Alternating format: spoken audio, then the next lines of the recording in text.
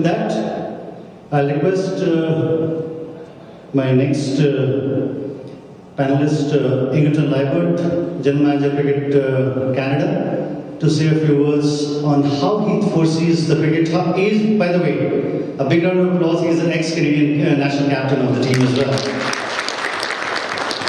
So from player to management and seeing the cricket grow. Ingo? Carrying on to what Ben said earlier about development, that is one of the areas that we fall very short in. And some people may look at Canada and see that we have made it to the last 3 World Cups prior to this and think that we're doing well. But for some reason we found a way to get to the World Cup. But the development process has not really been there. And that is why the other teams are going ahead of us. If we go back a bit, Canada versus US was the first international cricket game ever played. And then in 1979, Canada played in its first World Cup, along with Sri Lanka, who was an associate at the time. Just look at where Sri Lanka is compared to Canada, and you can see the big difference in terms of development of the sport.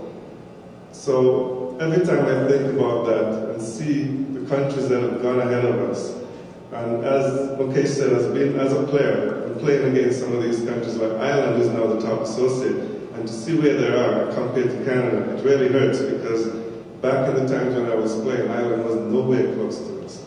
So we need to work together and stop working against each other. I think one of the things that we see in Canada, and just having a discussion earlier today, is that we need to know exactly how the leagues work and how the organizations work.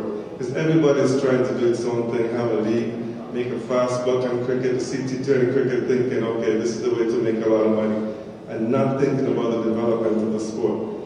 I look around here and see some youngsters who have played for Canada in the last World Cup. These youngsters have played, but then after the under-19, if they don't get into a national setup, where do they go? Most of them end up in universities and start playing cricket. And these are the talents that we want to bring through and nurture them to make sure that they take over and get Canada to the top level and always making a World Cup. The minister spoke about some of the things that the Sports Canada is doing. And that has been one of our biggest problems at Cricket Canada. In fact, not a good thing, but there's a joke that goes on, I think, among Sports Canada, because there are 2 sports who have not finished their long-term athlete development program. And I understand from our expert that there is a little bet as to who will finish first, but I can tell them that Cricket Canada is finished now. So we are ahead of them. So that is something that we have not embraced because we traditionally see the sport as we can play.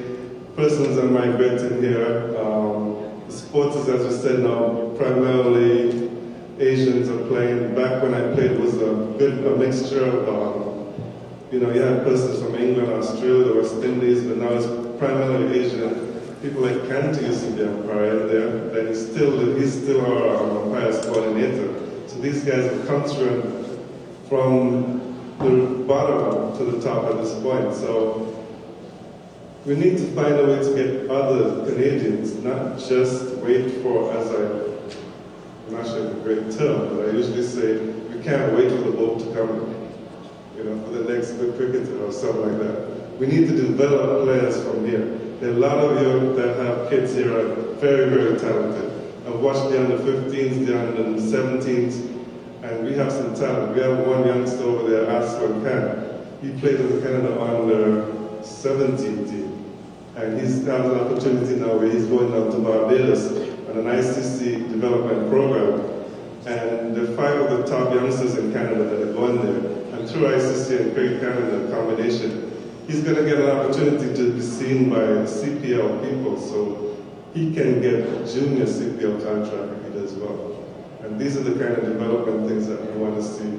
And Aslan is an example of a player who has come through the Canadian system, because he came here from were you born here? I can't remember. Right, so he's a Canadian born.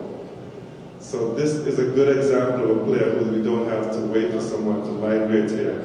A good development example.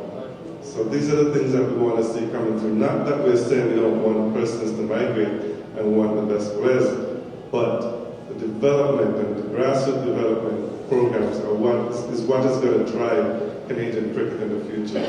The grassroots program that we started about 6 years ago, up to last year, throughout Canada, we have seen in our program over 60,000 kids that were introduced into the game. And that's in the Cricket Canada program. That's not counting the other persons who are doing things by themselves and not reporting those numbers to us.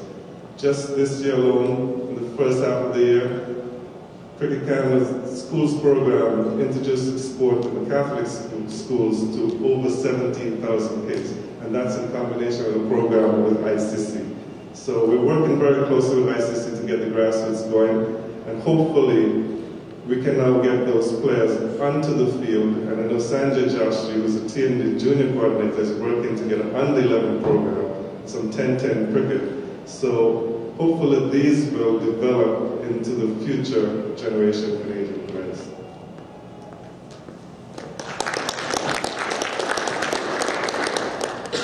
Thanks, Indu. While we're talking about the grassroots, I can tell you I've recently been appointed the coach for Canada, and I've tried to move to places just to coach, guide the players. I went to this most beautiful place called Prince Edward Islands. I don't know how many of you have gone there. I'm sure Minister has gone there.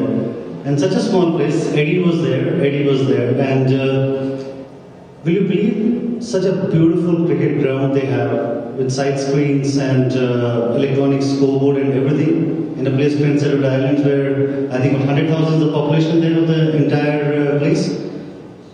I was in Vancouver recently, and they have a most beautiful cricket ground in Surrey, just inaugurated. I think Minister was there as well. So what I'm saying is that the kind of infrastructure development that we talk about is happening, my friends, and I'm sure that all of us can feel proud about it.